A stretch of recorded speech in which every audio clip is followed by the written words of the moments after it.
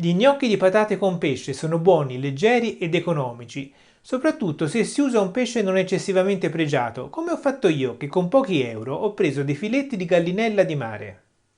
Questi filetti li ho pagati solo 2,19 euro e sono sufficienti per 2 porzioni. Inizio affilando bene un coltellino dalla lama abbastanza sottile.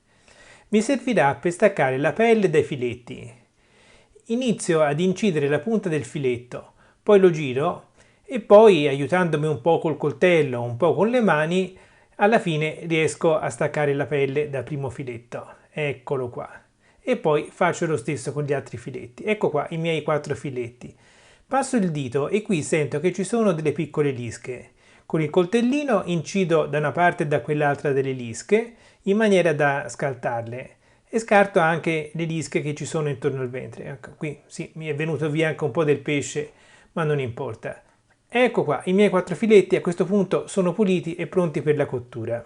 Con il coltello schiaccio 2 spicchi d'aglio e li metto da parte.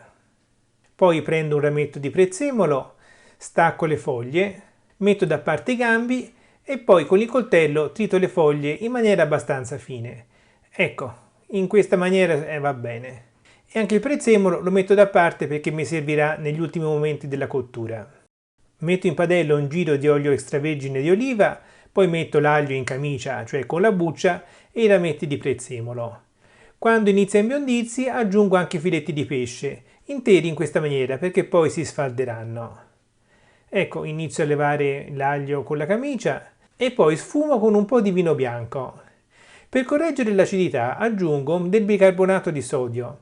Il bicarbonato fa una reazione per cui lascia il sapore del vino ma ne leva l'acidità. Adesso posso levare i gambi del prezzemolo e con la forchetta inizio a schiacciare i filetti di pesce che nel frattempo si sono ammorbiditi.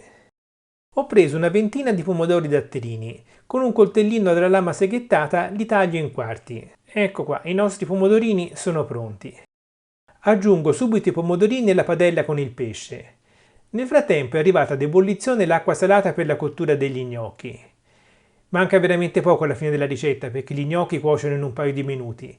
Li aggiungo nell'acqua e aspettiamo un attimo. Adesso aggiungo un po' di prezzemolo alla padella e nel frattempo vedo che gli gnocchi stanno venendo a galla. Quando vengono a galla significa che sono cotti, per cui possiamo andare a scolarli. Scolo gli gnocchi con una mestola forata in maniera da lasciare l'acqua. Li aggiungo alla padella ed inizio a mescolare per mantecare il sugo. Gli gnocchi rilasciano molto amido, per cui bisogna aggiungere alla padella più acqua rispetto a quanto si farebbe con la pasta asciutta. Ecco, in questa maniera l'amido rilasciato dagli gnocchi lega tutto il sugo. Non bisogna esagerare perché sennò verrà un qualcosa di troppo colloso. Siamo pronti ad andare in tavola. Mettiamoci una bella porzione nella scodella, un po' di prezzemolo ed ecco qua. Questo è un piatto che è veramente fantastico. Con pochissimi euro abbiamo fatto un piatto quasi da ristorante. Buonissimo, saporito, colorato. Che cosa chiedere di più? Hanno un aspetto veramente magnifico, buonissimi. Davvero appetitosi, non è vero? Se questo video ti è stato utile, lascia un mi piace, così aiuterai altre persone a trovarlo qui su YouTube. E qui accanto trovi link ad altri video che ti consiglio di vedere. Grazie per avermi seguito fin qui e alla prossima. Ciao!